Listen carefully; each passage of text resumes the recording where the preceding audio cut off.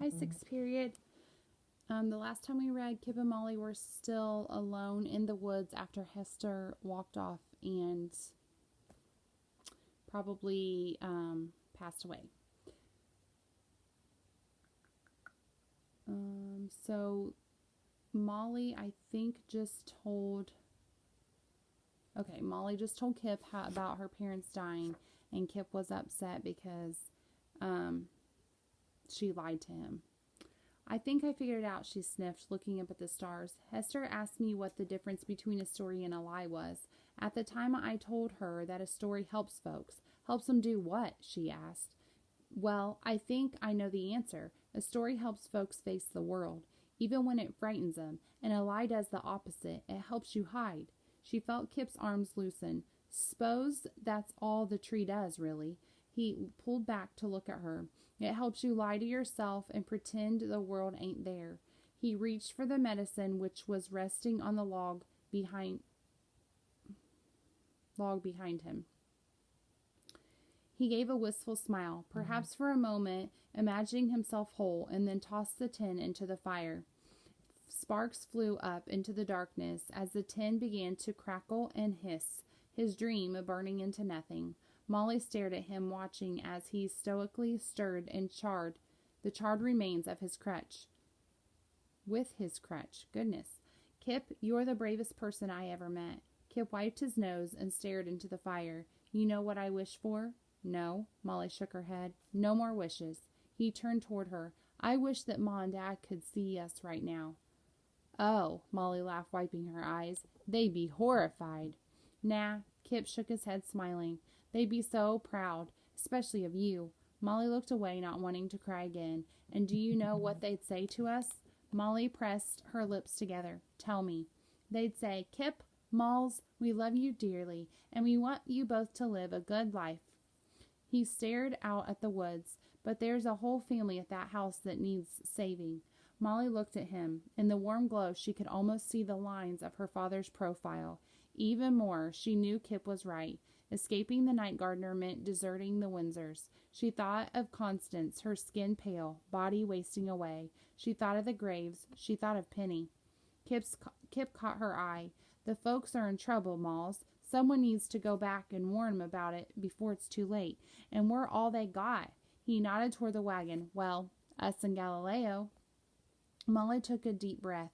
She longed with everything in her to leave this valley and never return, but she knew that running solved nothing.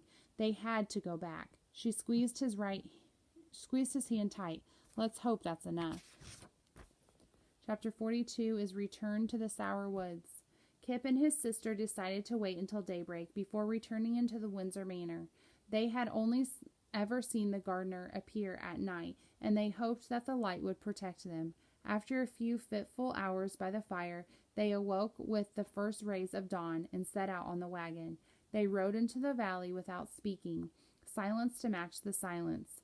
Kip clutched the reins, going over the plan that they had discussed the night prior.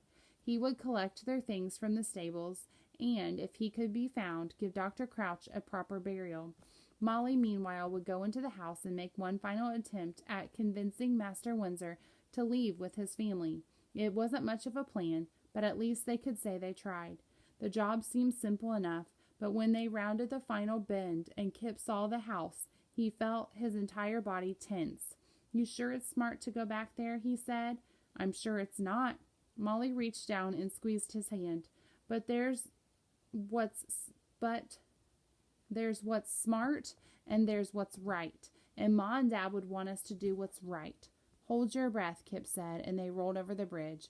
He eyed the river beneath them. He remembered his first time crossing the rotting bridge, the unnameable dread he had felt upon seeing the manor and grounds. It seemed like years ago, when in fact it had only been a little over a month. When they reached the other side, he stopped the cart. What are you doing? Molly said as he climbed down from the bench. There's something I want to look at.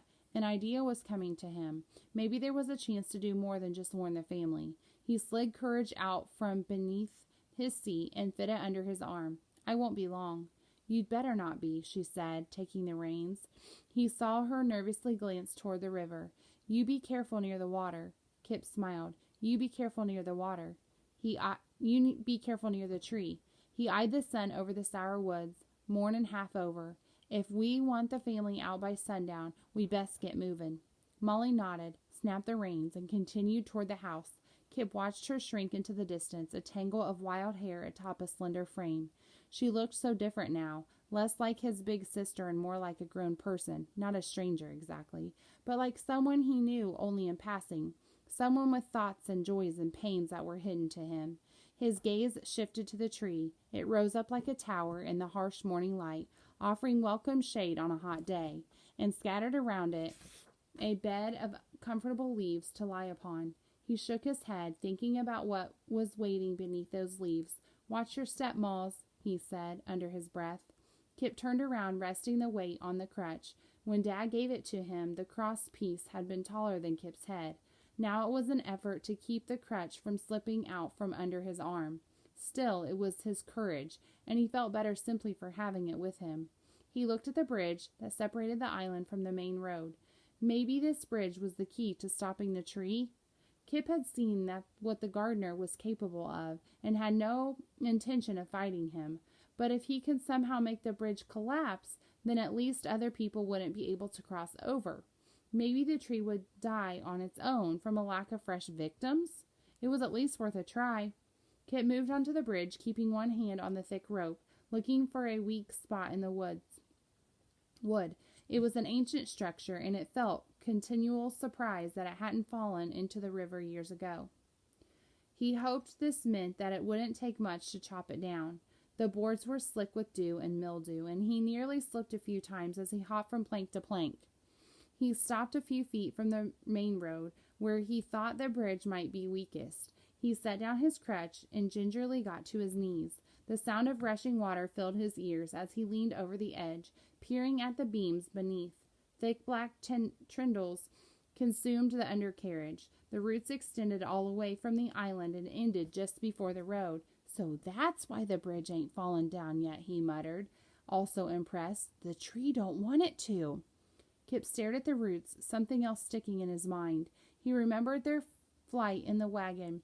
The night gardener had chased them to the end of the bridge and then stopped at this very spot, as if pulled backward by some outside force.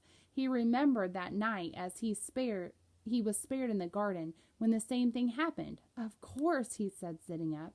"He can only go as far as the roots." "Who can?" said a voice in his ear. Kip turned around to see Alistair standing a little bit behind him. The sound of the river must have covered his approach. His face was as pale as ever, but there was a red puffiness around his eyes that made it look as if he'd been crying. He was holding Kip's crutch in two hands like a broad sword. Kip slowly pulled himself to his feet. "Good morning," he said, trying to keep his voice casual. I'd hardly call it morning. It's nearly lunch." Alistair waved the crutch like a magic wand. "Where were you?" It took everything in Kip not to grab the crutch. If Alistair knew he was bothered, then things would only get worse. He clenched his fists tight, trying not to let his irritation show. "We went for a drive." "A drive?" Alistair's expression soured. "My mother's sick and you were off on a drive?" He wagged the crutch like an accusing finger. "I can tell you're lying. You've done something rotten. The doctor's missing. Father's having a right row. I'm going to tell him that it was you two that frightened him off." He was frightened all right, but it wasn't us that done it. Kip looked behind Alistair. In the middle of the lawn, he could see the shape of the fallen stable door, but no sign of the doctor beneath it. "You do know something. I'll have you sacked." Kip could not hide the smile that crept on his mouth. "Won't do much good, 'cause we quit." Alistair stepped back like he'd been struck. "You what?" "Molly's in there right now telling your father we're running away. And if you was half as smart as you pretend to be, you'd do the same." Alistair put the crutch over his shoulder, gripping it like a mallet. "And why is that?" Kip bit his lip. "I know you think that tree's a good thing, but it ain't." Alistair's face tensed. "You don't know anything about the tree." Kip hopped closer. "I know it put your father in debt with those men from town." "I know it made your ma sick." He could not resist himself. "I know it made you fat." Alistair narrowed his eyes. He raised the crutch above Kip's head. For a moment, Kip thought he was going to strike him, but then Alistair swung his arms out to the side, letting the crutch dangle over the edge of the bridge. Say that again. Kip hopped closer, feeling a clutch of panic. Please don't, I'm sorry. Alistair opened his hand and the crutch fell from his grasp. Oops. Kip heard a splash in the river below. His heart plunged with it. He stumbled past Alistair, who was laughing, and peered over the edge. Courage was gone. Alistair moved behind him. Good luck running away now. He said the words with a mocking brogue. Kip teetered to one side, his stomach reeling. That crutch was the only thing he still had from his dad, and now it was gone. He closed his eyes, forcing back tears. He could not let Alistair see him cry. He breathed slowly through clenched teeth. That was a horrible thing you done. Alistair crossed his arms. Are you going to hit me? Tell me you hate me? Kip gripped the edge of the bridge, his body trembling with rage and shame. I don't hate you. He pulled himself upright and hopped toward Alistair on his one good leg. I feel sorry for you. Alistair responded as though he'd been struck. Why do people keep saying that? He said quietly. Kip hopped closer still. 'Cause it's true. The pain was excruciating, but he kept his gaze steady. He wasn't looking just at Alistair, but at every boy who had ever taunted and chased him, and he was determined not to let him win. Your ma's inside that house, halfway to dead, and that's a painful thing. But worse, she'll go to her grave thinking she's mother to a selfish, mean-headed bully who never did a kind thing for no one, and she'll be right. What little color remained had drained from Alistair's face. His jaw was set and trembling. Kip thought Alistair might shove him or swear, even throw him off the bridge, but he didn't care. He turned around and, wincing with every step, headed out to the lawn. Alistair did not come after him. When Kip reached the stables, he glanced back toward the bridge. Alistair was still there, watching him. Chapter 43 is called Body of Evidence. Have a good day.